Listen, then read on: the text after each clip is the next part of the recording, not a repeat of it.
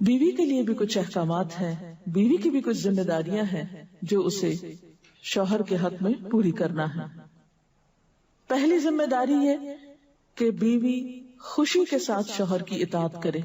قرآن پاک میں نیک عورتوں کی صفت یہ بتائی گئی ہے، فالصالحات قانتات، نیک عورتیں فرما بردار ہوتی ہیں، ایک طرف اللہ کی اطاعت گزار اور دوسری طرف شوہر کی اطاعت گزار۔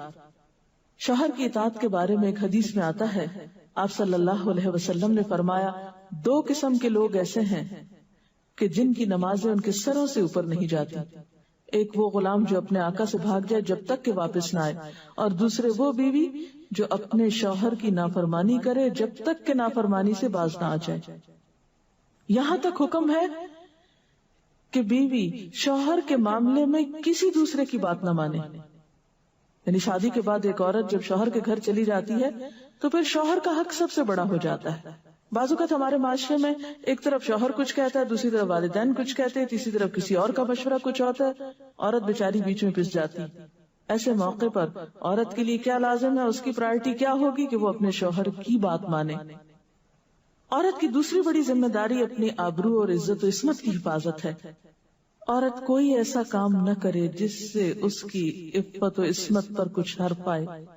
ازدواجی زندگی کی خوشی کا راز باہم ایک دوسرے پر اعتماد ہے۔ اگر کوئی بھی ایسا کام عورت کرتی ہے جس سے شوہر کے دل میں شک ہو جاتا ہے، اعتماد ختم ہو جاتا ہے، تو اس سے ازدواجی زندگی کی خوشیاں ختم ہو جاتی ہیں۔ یہ اعتماد بے حد ضروری ہے، اور اس کے لیے اپنی عزت عصمت کی خصوصی حفاظت۔ نبی صلی اللہ علیہ وسلم نے فرمایا، عورت جب 5 وقت کی نماز پڑھے، اپنی آبرو کی حفاظت کرے، اپنے شوہر کی فرما بردار رہے، تو وہ جنت کے جس دروازے سے چاہے داخل ہو جائے۔ اسی لیے شوہر کی اجازت اور مرضی کے بغیر گھر سے بھی نہیں نکلنا چاہیے۔ حضرت معاذ بن جبل کہتے ہیں کہ نبی صلی اللہ علیہ وسلم نے فرمایا، خدا پر ایمان رکھنے والی عورت کے لیے جائز نہیں کہ وہ اپنے شوہر کے گھر میں کسی ایسے کو آنے دے جس کا آنا شوہر کو پسند نہ ہو، اور ویسی صورت میں گھر سے نکلے جب اس کا نکلنا شوہر کو پسند نہ ہو۔ اطاعت کے علاوہ شوہر کو خوش رکھنا یہ بھی بے حد ضروری ہے۔ نبی صلی اللہ علیہ وسلم نے فرمایا، جس عورت نے اس حال میں انتقال کیا کہ اس کا شوہر اس سے خوش تھا تو وہ جنت میں داخل ہوگی۔ اور عموماً کسی کی خوشی کے لیے انسان اپنے جذبات کی قربانی دیتا ہے، بعض اوقات اپنی سوچ کی قربانی دیتا ہے، بعض اوقات اپنے کسی اور راحت و آرام کی قربانی دیتا ہے۔ تو ایک عورت جب اپنے شوہر کو خوش کرتی ہے تو جواباً اس کے لیے خوشی پلٹتی۔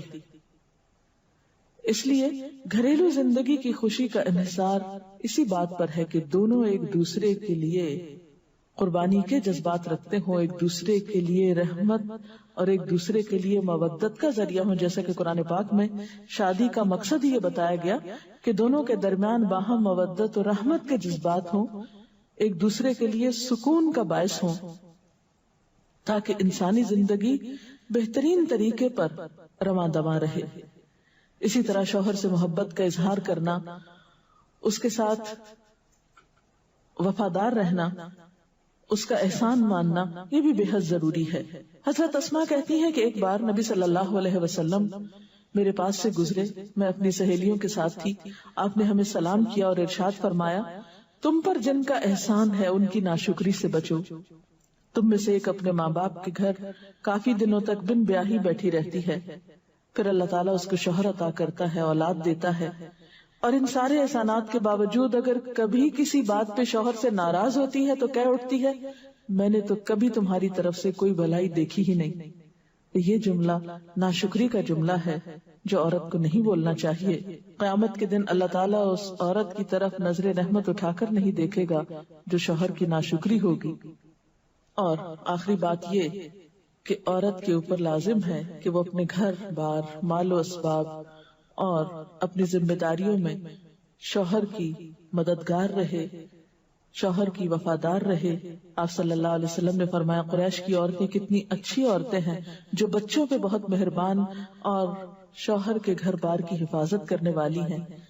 آپ صلی اللہ علیہ وسلم نے ایک اچھی عورت کی خوبیاں بیان کرتے ہوئے فرمایا، مومن کے لیے خوف خدا کے بعد سب سے مفید اور باعث خیر نعمت نیک بیوی ہے۔ نیک بیوی کون سی؟ اس کی کیا تعریف ہے کہ جب شوہر کوئی کام کہے تو خوشی سے کر دے، جب اس پہ نگاہ ڈالے تو اس کو خوش کر دے، اور جب اس کے بھروسے پہ قسم کھا بیٹھے تو قسم پوری کر دے، اور جب کہیں چلا جائے تو اس کے پیچھے اپنی عزت و آبرو کی حفاظت کرے، اور شوہر کے مال اور اسباب میں اس کی خیر خواہ رہے، اس کو ضائع نہ کرے۔ ایک اچھی بیوی کی خوبیاں آپ صلی اللہ علیہ وسلم نے بتائیں۔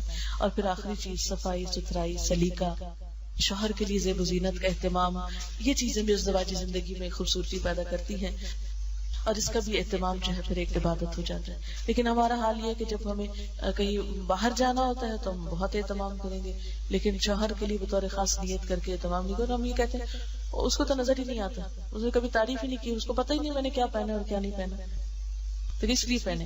ایک شیطان ہمیں جواز فراہم کر دیتا نا، حالانکہ ہر کوئی ڈسکرپٹیو نہیں ہوتا۔ جس طرح بعض اوقات ہم خواتین بہت ڈسکرپٹیو ہوتی ہے، اس نے یہ پہنا، اس کا یہ اینگل تھا، یہ ایسا تھا ویسا تھا۔ شوہروں مردوں کی اس طرح کی نظر نہیں ہوتی، پھر ہم ان سے وہ ایکسپیکٹ کرتے ہیں جو ہم خود کر رہے ہوتے ہیں یا خود چاہتے ہیں، وہ اس میں پورے نہیں اترتے تو ہمارے اسٹینڈرڈ سے گر جاتے ہیں۔ تو اس سے یہ ہے کہ ان کی اور بھلائیاں یاد رکھ کے اگر اس طرح کی کوئی کمی کوتاہی ہو جائے تو اسے اگنور کر دینا چاہیے، اور ان کے لیے بھی بطور خاص اہتمام کرنا چاہیے۔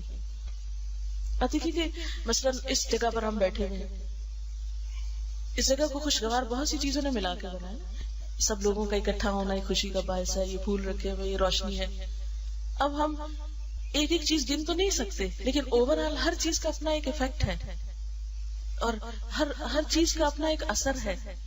تو اسی طرح شوہر اور بیوی کے تعلقات میں بہت ساری چیزیں ایسی ہوتی جو ہم کو نظر نہیں آ رہی ہوتی، جو سامنے اس کا اثر نہیں ہوتا مگر وہ بیک گراؤنڈ میں ہوتی ہیں، مگر ہم ان کو کبھی بھی نہیں سامنے لاتے اور کبھی بھی ان کا ذکر نہیں کرتے۔ تو ہمیں ان معاملات میں تھوڑی کوشش کر کے کچھ احسانات کا کبھی زبان سے اگر بول دیں گے تو اس سے کچھ کمی نہیں ہوتی، لیکن دوسرے کا دل جیتا جاتا ہے، اور دوسرے کا دل خوش کرنا تو بہت بڑی عبادت ہے، اور اس کا آغاز اگر گھر سے ہو تو اور اچھا ہے، کیونکہ گھر والوں کو خوشیاں دینے سے خود خوشیاں اپنے آپ پہ پلٹتی، دے کر زیادہ ملتی ہیں، لیتے وہی ہیں جو دینا جانتے ہیں۔ تو اللہ تعالیٰ ہمیں عمل کی توفیق عطا فرمائے۔ سبحان اللہ والحمد للہ ولا الہ الا اللہ واللہ اکبر ولا حول ولا قوة الا باللہ العلی العظیم۔ اللہم صلی علی محمد وعلی آل محمد کما صلیت علی ابراہیم وعلی آل ابراہیم انک حمید مجید۔ اللہم بارک علی محمد وعلی آل محمد کما بارکت علی ابراہیم وعلی آل ابراہیم انک حمید مجید۔